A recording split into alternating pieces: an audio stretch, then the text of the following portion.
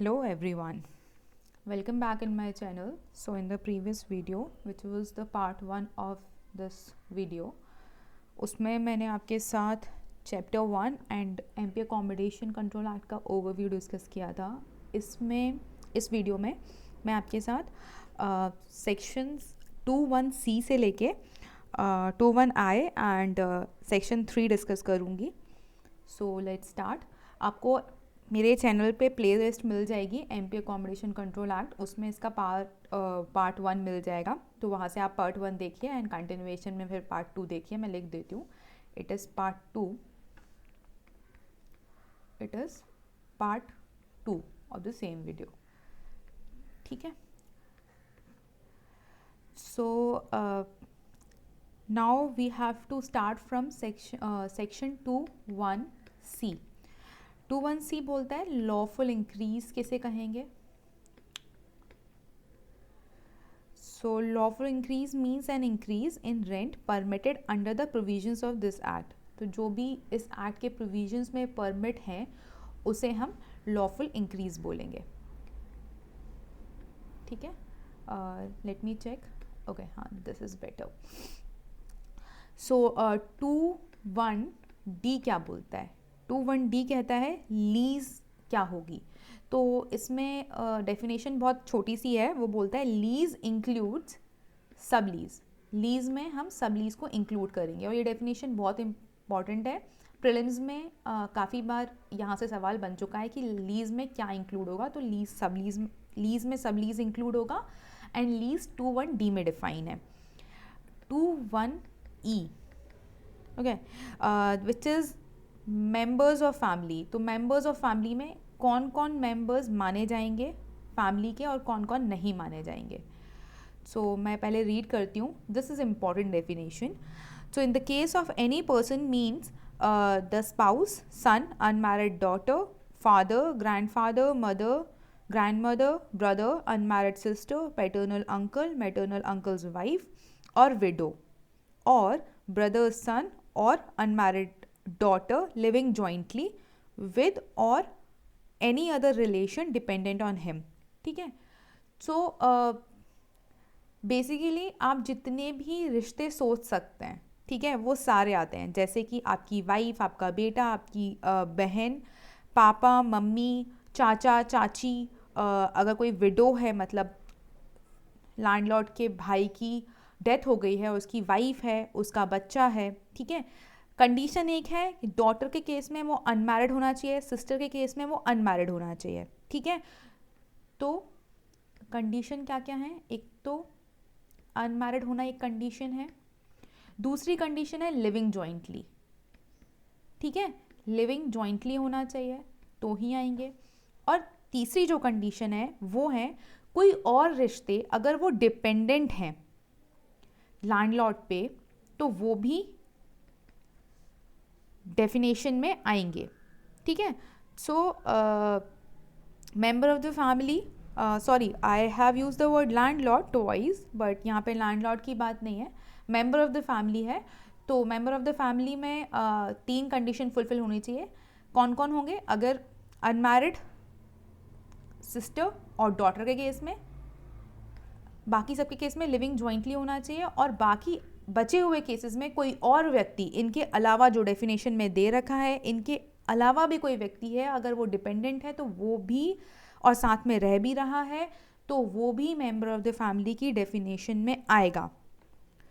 ठीक है.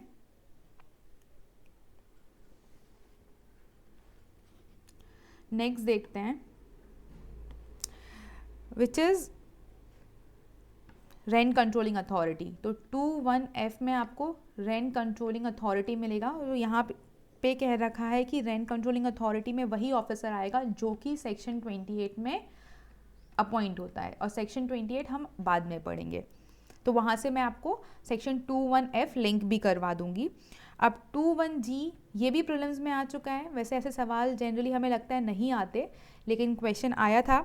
और क्वेश्चन ये था कि 21G डिफाइन क्या करता है. Repealed act.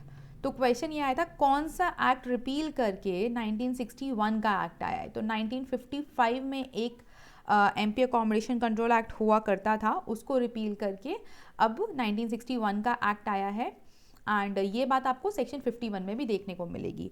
फिर आपका आता है 21H जो कि स्टैंडर्ड रेंट की बात करता है। स्टैंडर्ड रेंट क्या होगा?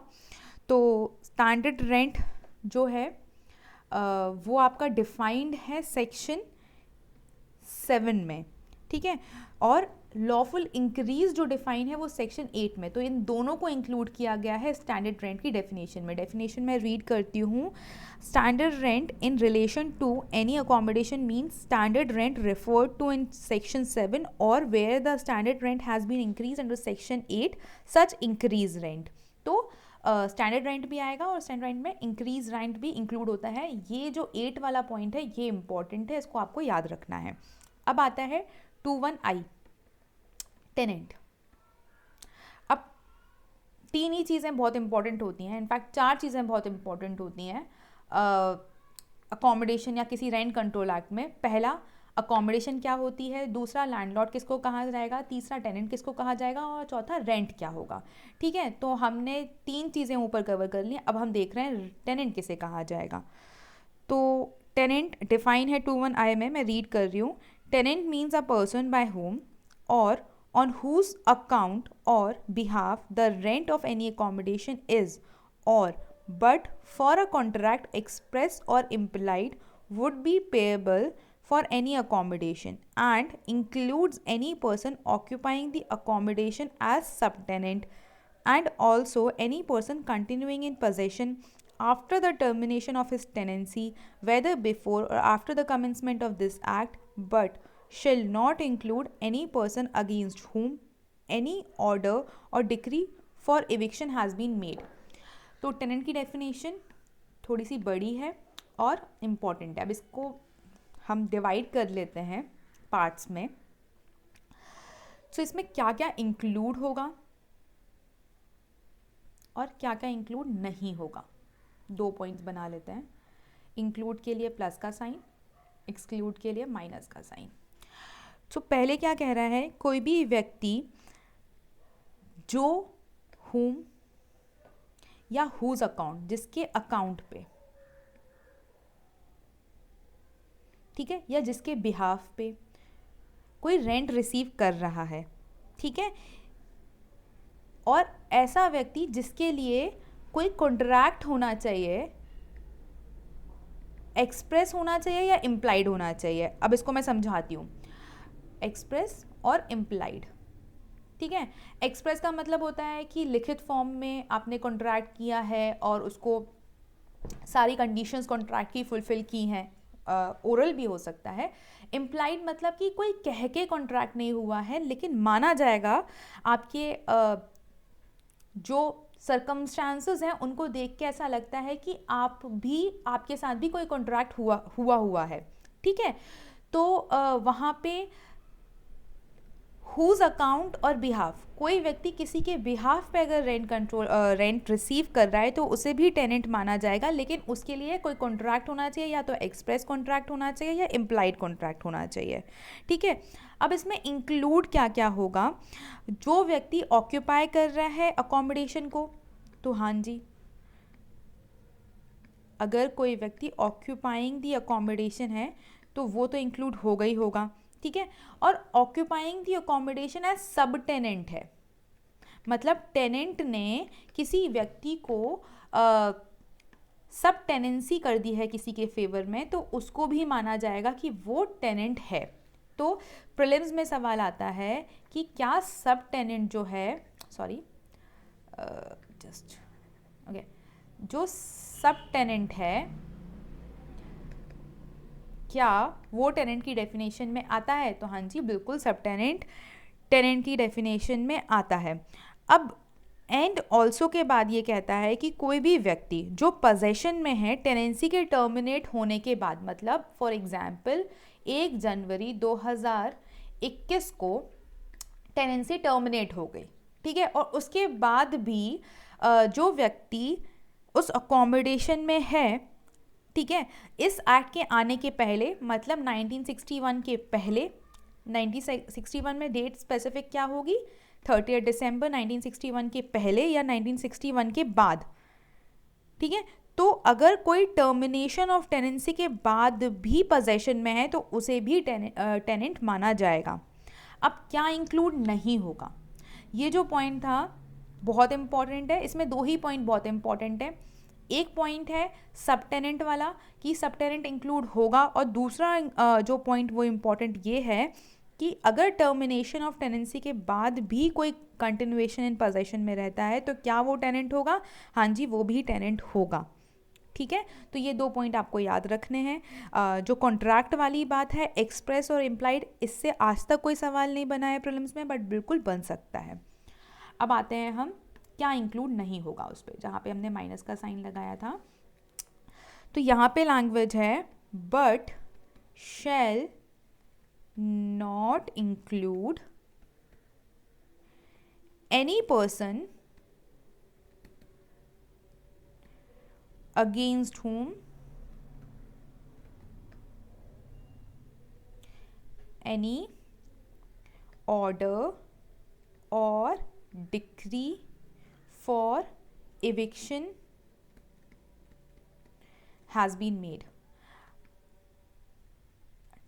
अब हम आगे इस एक्ट में देखेंगे कि सेक्शन एक है 12, जहाँ पे लैंडलॉर्ड इविक्शन का सूट स्टार्ट करता है टेनेंट के अगेंस्ट कि उसे या तो ज़रूरत है अपने प्रॉपर्टी की, या तो उसे लगता है कि टेनेंट उसे अच्छे से यूज़ नहीं कर रहा है, कोई न्यूसेंस कर रहा है। ऐसी बहुत सारी कंडीशन सेक्शन 12 में आपको देखने को मिलेंगी, जहाँ पे लैंडलॉर्ड जो है वो स्टार्ट करता है suit of eviction against tenant, ठीक है।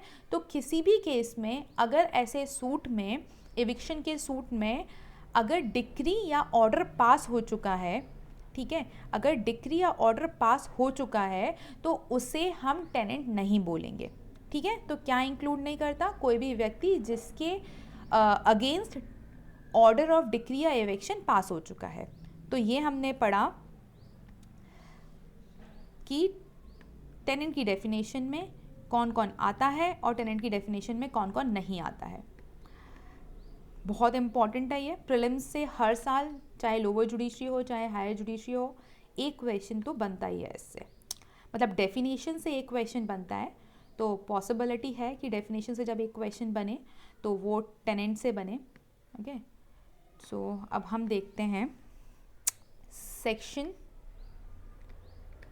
3, ये भी बहुत इंपॉर्टेंट है, मेंस में भी यहाँ से क्वेश्चन आता है। तो ये इसकी मार्जिनल हेडिंग है, act not apply to certain accommodation.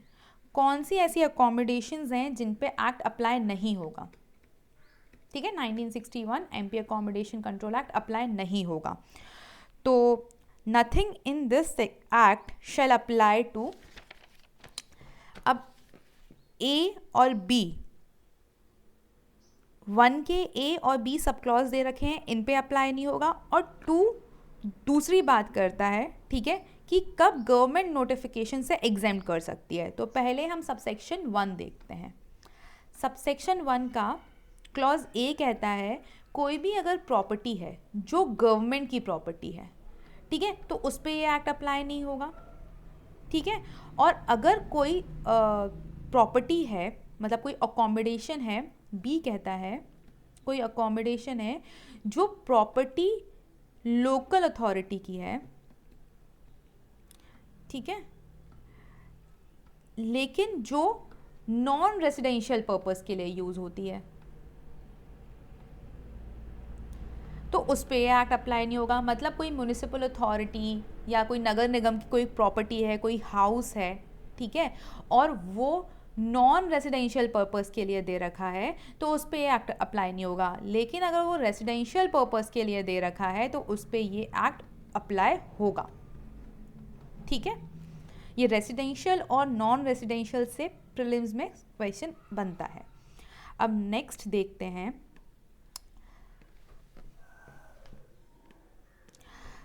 ये क्या कहता है, सबसेक्शन 2 कहता है कि द गवर्नमेंट में बाय नोटिफिकेशन एग्जेम्प्ट, तो ये exempt from all or any of the provisions of this act any accommodation which is owned by any educational, religious, charitable, nursing, maternity home. ठीक है, अब ये क्या कह रहा है कि गवर्नमेंट जो है वो नोटिफिकेशन लाके इन सबको एग्जेम्प्ट कर सकती है। ठीक है, मतलब कोई भी अकोमोडेशन अगर वो एजुकेशनल पर्पस के लिए ओन की गई है, कोई रिलीजियस पर्पस के लिए यूज़ की गई है, चैरिटेबल पर्पस के लिए यूज़ की गई है, या कोई नर्सिंग या मैटरनिटी होम के लिए यूज़ की गई है, तो उसके लिए वो एग्जेम्प्ट कर सकती है गवर्नमेंट नोटिफिकेशन के द्वारा। मतलब ये जनरली एग्जेम्प्ट नहीं होंगी, लेकिन अगर गवर्नमेंट ऐसा कोई नोटिफिकेशन लाए और उसे एग्जेम्प्ट करे तो किया जा सकता है गवर्नमेंट के द्वारा, स्टेट गवर्नमेंट के द्वारा। ठीक है, अब कहता है the whole of the income derived from which is utilised for that institution और नर्सिंग होम और मैटरनिटी होम। अब इस पर एक राइडर लगाया हुआ है। ठीक है, ये तभी एग्जेम्प्ट होंगी जब इनसे जो भी इनकम डिराइव की जा रही है वो उन्हीं में यूटिलाइज की जाए। ठीक है, उन्हीं पर्पसेस के लिए यूटिलाइज की जाए। ठीक है, मतलब अगर कोई मैटरनिटी होम से कोई इनकम डिराइव हो रही है, उसका जो यूज़ है वो उसी मैटरनिटी होम में किया जाए, तब तो ये एग्जेम्प्ट किया जा सकता है। और अगर नहीं, जैसे कोई रिलीजियस पर्पस के लिए है और उसकी जो इनकम आ रही है वो उसी के लिए यूज़ किया जाए, तब तो ये एग्जेम्प्ट होगी। और अगर इनकम का यूटिलाइज किसी और जगह किया जाए तो ये एग्जेम्प्ट नहीं होगी। ठीक है, ये बात आपको ध्यान रखनी है। So this is it for this video, and in the next video I will start with chapter 2, which is provisions regarding rent. And if you like my video, do like press the like button, and if you like want to give any kind of suggestions to me, then comment in the comment box. Thank you for giving your precious time to me. Thank you.